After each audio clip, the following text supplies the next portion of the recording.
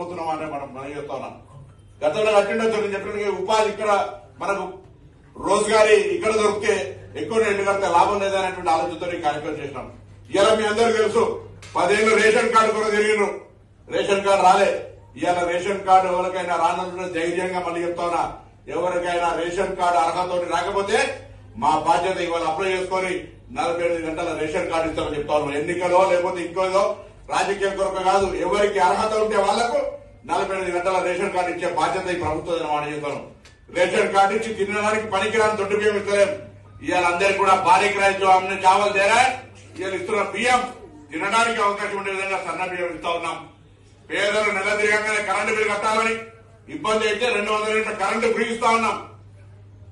వారితో పాటుగా ఇలా మహిళా సంఘాల సభ్యులు కంటే ఎవరెవరైతే ये भी स्पेशल प्रोग्राम नहीं है वैसा, जो वुमेन में ग्रुप गांव में बहुत लोग रहते, सपोज हमारा कांग्रेस में 1 लाख महिला है तो 80,000 लोग महिला मेंबर है.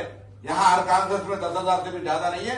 उनके लिए स्पेशल ड्राइव जीएचएमसी से हम काम शुरू करें. आप सब लोग का इसमें मदद चाहिए.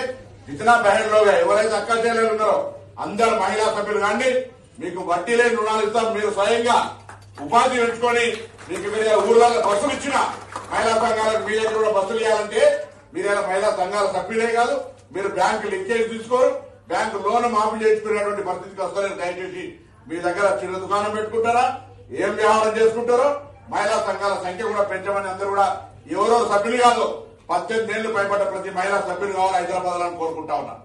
ఆ విధంగా ఈ రోజు మీ అందరూ కూడా అమ్మగారింటికి పోవాలన్నా, అత్తగారింటికి పోవాలన్నా, గుడికి పోవాలన్నా, మస్జిద్ పోవాలన్నా, ఇక్కడ దర్గా పోవాలన్నా ఇలా ఫ్రీ బస్ ఇస్తా ఉన్నాం.